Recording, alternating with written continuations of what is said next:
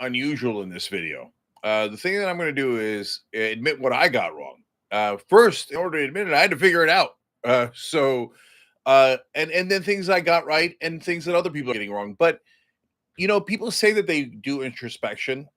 We should do introspection after this loss. The Democrats say all over TV.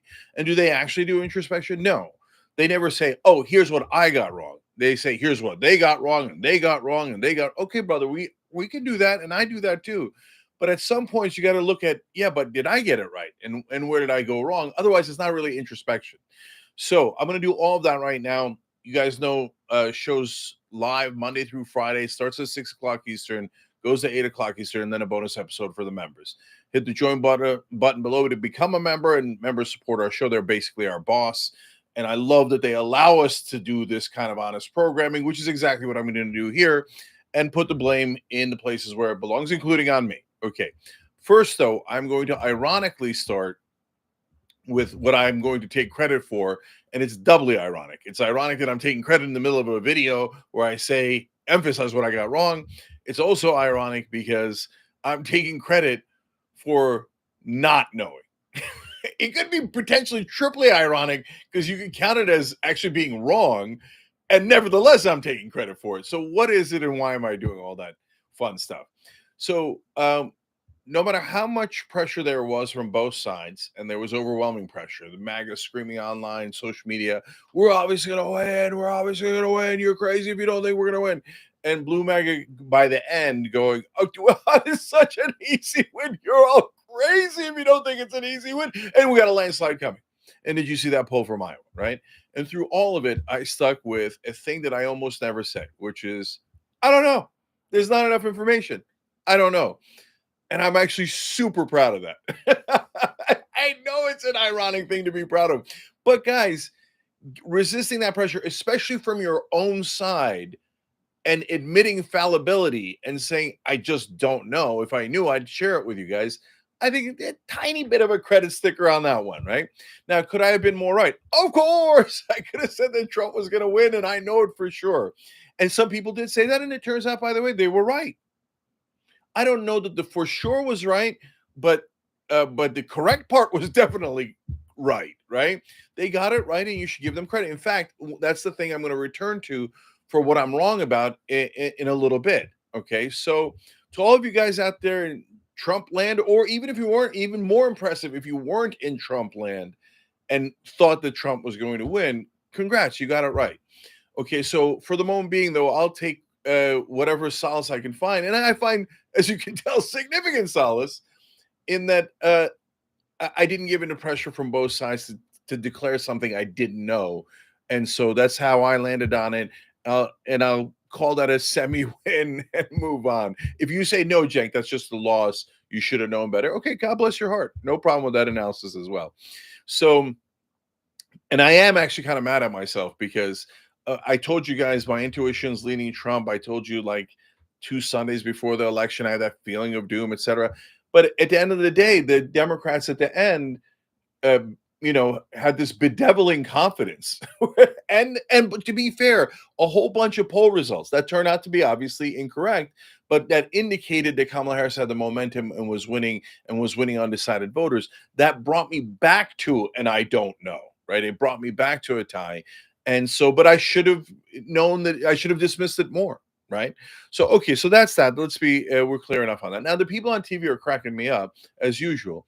So the person they're blaming the least for the loss is Kamala Harris. Of course. Wait a minute. She's the one who lost. How can she have the least amount of blame?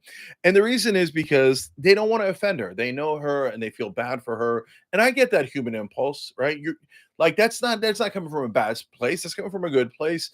And she's already devastated. You don't want to rub it in. But guys, we're not her nanny.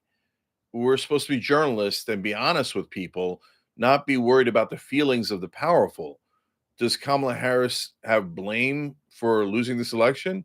You guys all want to say it together? 3, 2, 1. Of course she does. She was the candidate. But to be ironically fair to Kamala Harris, she was just a normal establishment Democrat. Every establishment Democrat would have lost in the same way. That's not just my guess on that one. I'm very, very strong on. I mean, if you think Pete Buttigieg or Gavin Newsom would have been your savior, no, they have the same exact problem Kamala Harris has. The lack of authenticity, the serving of the donors, et cetera, et cetera. And it's an assembly line of corporate politician robots. Anyone in the assembly line would have lost, but as it was Kamala Harris, and she's the one who lost. That's okay. I mean, that's bare minimum in honesty in dealing with this. First of all, old Christian Peterson, welcome to the Young Turks, brother. Okay. So welcome to meeting my boss. And you guys told me to be honest with you. I was. We said Biden was too old. We said they should have had a convention. We said we don't know if Trump or Harris is going to win. And you guys encouraged that instead of going, oh, no, no, no, I just want blue MAGA. Please tell me that they're up by 400 points. Well, we didn't. And you guys stuck around for it. And you guys became members because of it. And we appreciate you guys, because otherwise we can't do the honest show. Nobody does an honest show. Then everybody does the blue MAGA, red MAGA shows where everybody's just doing propaganda. The fact that these members here, hit the join button below if you want, or tyt.com/2024. If you go through tyt.com, it's actually 20% off for monthly membership. But anyway, but the reason, the fact that you guys keep an honest show afloat and push it forward, I think it makes all the difference. Obviously I couldn't be more biased on that, but thank you guys for allowing us to do that. Okay, so for the guys on TV, so they're not blaming Kamala Harris to protect her fans. Okay, whatever. Like it's comical, but the more important part is they just don't get it. They're trying to figure out, well, who do we blame? Do we blame the black voters or the Latino voters? We were planning to blame the black voters, but they came in actually a little bit strong. They still came in at 80%, but we lost Latino men. Let's go blame them. And I've seen white women getting blamed and Christians getting blamed. And this, first of all, what are you doing blaming Christians? Are you crazy? Or white women or Latino men? Are you trying to lose the next election? And don't pretend you're neutral. How could everybody on TV be neutral and also be devastated at the same time? If you're neutral, why were you devastated by Donald Trump's victory? They're not even trying to make it make sense, right? So, and the number one reason that they can't get it right is because the set of people that were most to blame for the loss was them. So they're never going to figure it out. They're like, was it outside there, over there? No, in here. Look inside the TV box. That's where the blame is. I'll give you a little bit more details on that in a second. Nigel Huntley, I appreciate your super chat, brother. Now, both sides are not going to be great on Gaza. We'll save that for another day, okay? So what I mean by the people on TV isn't just those particular pundits. It's the establishment frame of mind. So they don't think to blame establishment politicians. They don't think to blame the structure of the Democratic Party, because they love that structure. They believe in that structure. And to them, that's a sacred ground. It's unthinkable to rethink the core strategy of the Democratic Party. In fact, they don't even know they know it in their bones. They know it subconsciously. They know it through groupthink. But if you ask them, what is the core strategy of the Democratic Party? No one on television would get it right. The core strategy of the Democratic Party is collect as much donor money as possible, use that to win elections, mainly serve the donors, and of course, almost by definition, not the voters, but just serve the voters just enough to trick them into voting for you again and again and again while you're serving the donors 90%. Now, is anybody on television going to be that honest? Of course not, because they are the corporate interests. They are the establishment. It's like asking the fish, how's the water? He says, well, water. And so all over television now, whenever I see any clips, I'm hearing like a giant echo of what water, what water, what water. No, brothers and sisters, that's the water you created. You're stewing in now, and you have no idea. You have no idea. You did it. The establishment. That's what people hate. So look, guys, there's three groups of voters here overall. Do this real quick, and then I come back to the main point. So one group of voters is MAGA, they're immovable. Then there's blue MAGA, they're immovable, right? And then you think, but if MAGA won, if when Biden won, that means, oh no, don't worry about it, guys. The whole country's blue MAGA. Yeah, we're gonna have that 33% or so that's red MAGA, but we've won. I said, but brother, you won by 43,000 votes. Obviously, you're not the whole country. It's deluded to think that, right? But MAGA's making that same mistake right now. They won, and they won by we think it's a blowout because Trump won by a couple of percentage points in the swing states. That's not the whole country. Okay. So, like, hey, it's wow, you want a popular vote. That's unbelievable. You might have 52% of the country. That means you don't have the other 48. And the other 48 is not just blue MAGA. The reality is, they don't even have the 52 MAGA because they have their core MAGA and then they have a bunch of people that voted for them that are actually part of the middle. Some of the middle voted for the Democrats, some of the middle voted for the Republicans. And the middle is not necessarily middle of the left right spectrum, but the middle says, like, I don't like crime, I don't like out of control immigration. They're very, for lack of a better word, moderate voters, right? They more common sense, etc. They're not prone to the extremes of MAGA land. They're not prone to the extremes of the left at all, right? I don't think they're prone to either extreme. So those are the middle voters, not moderate in Washington speak, which is like, oh, Manchin is so moderate because he gave corporations everything they wanted. No, that's a mirage. But the actual moderates of the country, the common sense voters, those are the ones you have to win over. But if you don't realize they're not you, you're at a massive disadvantage in trying to win them over because the elites think, oh, those guys in the middle, they're us. They love the establishment, they love the elites, and same thing. They don't even realize that they're the elites, right? And the MAGA guys think, oh, no, yeah, now they're all us, and they want us to kick the libs' ass and stuff like that. No, they just want you to be normal, okay, and deliver for them instead of donors or MAGA land or extreme left land. I think this stuff's kind of obvious, but you don't see it that much in the rest of the press, and you don't see it on television at all. They're having a completely different fictional conversation about what went wrong. Okay, they don't even understand the framing of the conversation. They're talking. They start with the conversation with which ethnic group is to blame. Brother, you're not even close to the right playing field, let alone the needless answer to that question, which leads you astray. So, sorry, guys. I normally call out the members and the super chats. I'll try to do that more as we go, especially in the live videos. And we appreciate guys. During the live show, we have a full blown conversation with the members during the commercial breaks because you only get some folks on YouTube only get a little bit of commercials, and mainly we do a social break where we interact with the audience. So another good reason to check out the show live when right 6 to 8 p.m. Eastern. Monday through Friday. All right, let's get to the last couple of parts here, including the part where I finally tell you what I did wrong. Or what I got wrong in a correction.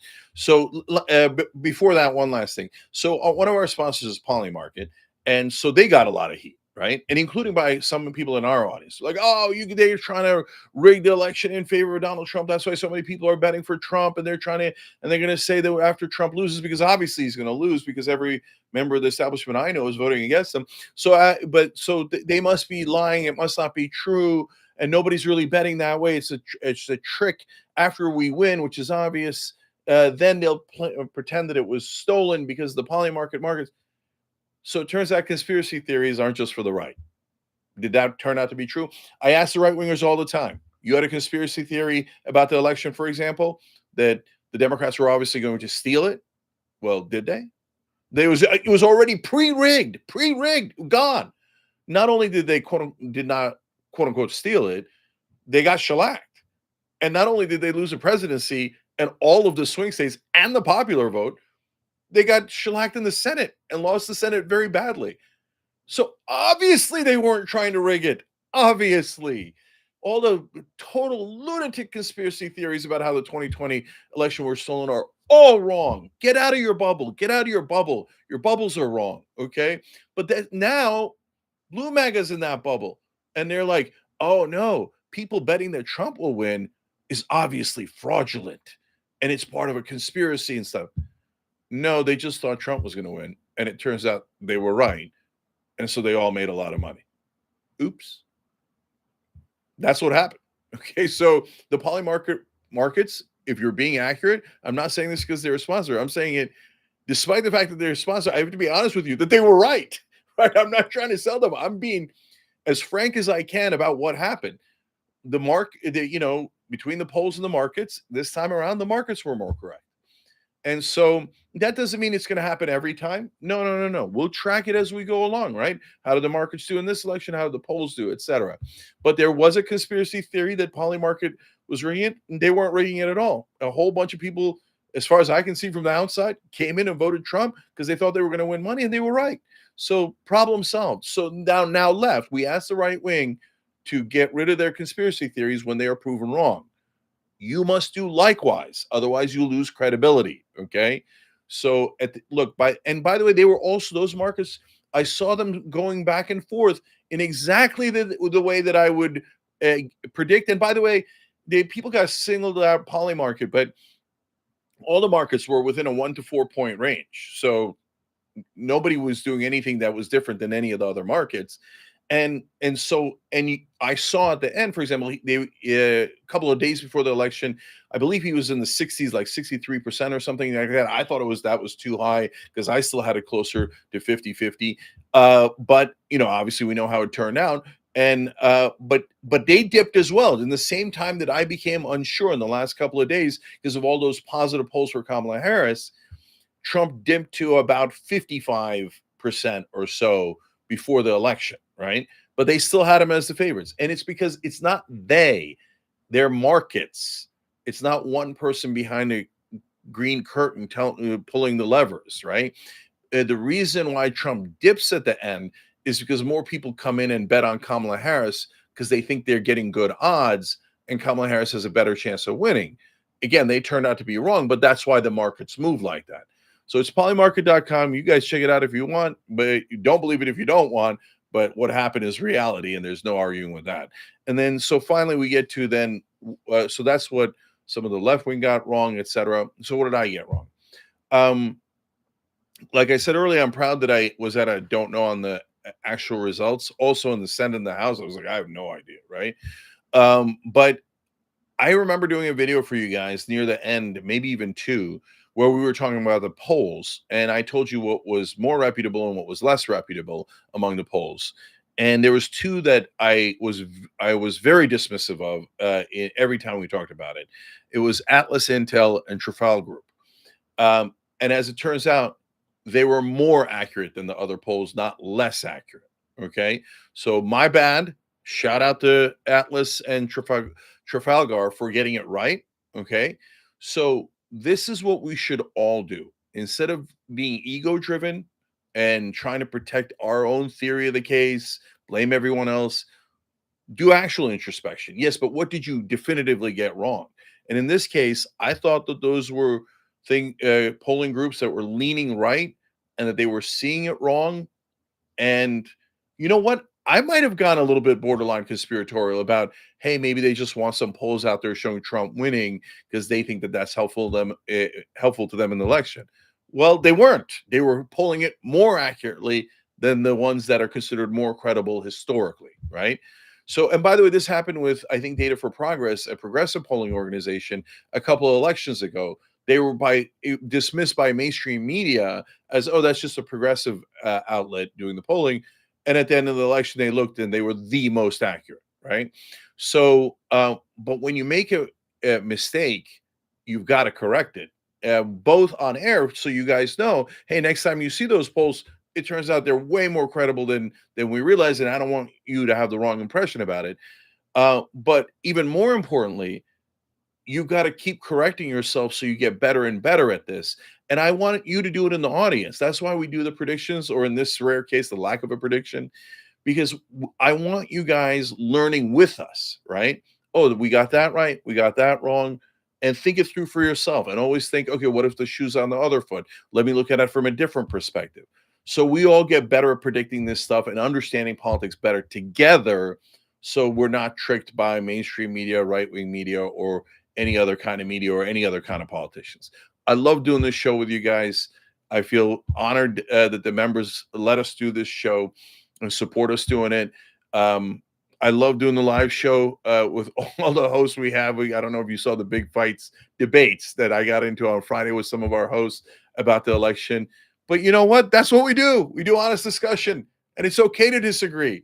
And through all of these things that are mistakes and things that are true and things that get proven right and wrong, we learn and learn and learn together as a community, and we get better at this. All right. Love you guys. Thank you for checking this out. I'll see you guys Monday at 6 o'clock Eastern.